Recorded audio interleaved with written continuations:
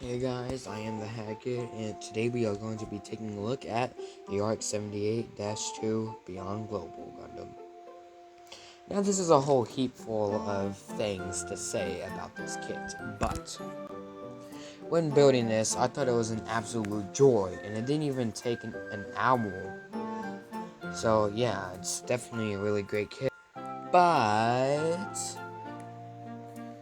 I sort of fucked it up a little bit. Yeah. Not just that, but I also broke the little ball joint because I tried to make it a little bit tighter because it kept swiveling too much. Swivel here, as you can see, right there if it'll focus. There, yeah. And so now it looks a bit like my custom Leo. I'll review that another day. Anyway, putting that aside, I also broke this piece of crap off. Tried to glue it, then it also broke off again. So yeah. You also get a hand for the left hand, and also a holding hand for that hand. You also get a trigger hand right there for the rifle, which I must say is probably one of the best Gundam looking weapons I've ever seen. Well, for RX-78 that is. The shield is also pretty cool, though it's a bit tiny. That's what she said. But putting everything aside, you have, well, a pretty good desk toy actually. My favorite type of model kits are either desk toys, like one that you could just put on your desk and pose around if you get bored every once in a while, or an absolutely over-the-top Gundam, like Gundam Barbatos. By the way, it's the master grade version. Anywho, enough of the chit-chat. Onto the aesthetics. No doubt about it, if I didn't have all this stuff on it, mostly because I tried to weather it and make this part metallic, yeah, I kind of screwed that up. This kit is an absolute beauty without that, though. So looking at the inner frame, if it'll focus, you see that? There's a little bit of piston there. That is so good for a high grade, dude. You can even see it when you go like that too. There's just so many little things and little bits all over the kit. I really do like it, but I've messed it up so much that I can't even really, play with it anymore. Playing meaning posing, by the way. Anyway, I am going to give you a little bit of a spin, just, give you a little spin of how it looks, 360. While talking about it a little bit. Again, this piece should be on there, so yeah, my fault. And I also lost one of the beam sables, so yeah. So yeah, there's not as many accessories as I'd like there to be, but it's a well-designed kit for just $13 to $14, so yeah. So taking a look at the Gundam kit first, the first part of it, I guess you could say. Let's get into articulation, I guess. So there is a ball joint right here. You can go 360 around, look up that far, which is extremely far for high grade, and look down that far. You could also go forward and backward like that. Taking a look at the shoulder, this has a whole heap lot of articulation. So we have 1, 2, 3 joints in there. So we have a, hang on, let me just take this shoulder piece off. We have a 4 360, a out, in, swivel, and what do you call this?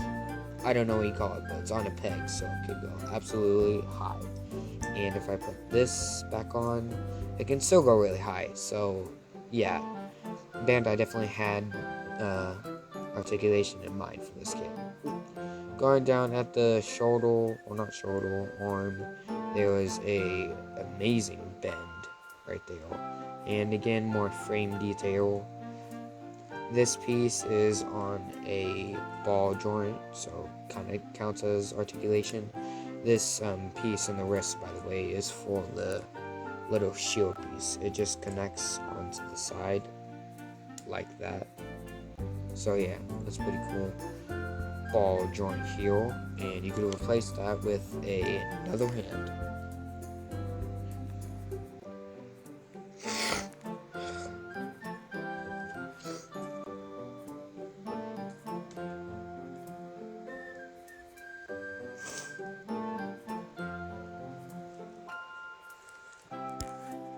And that means that you can make it look like he just got kicked in the balls.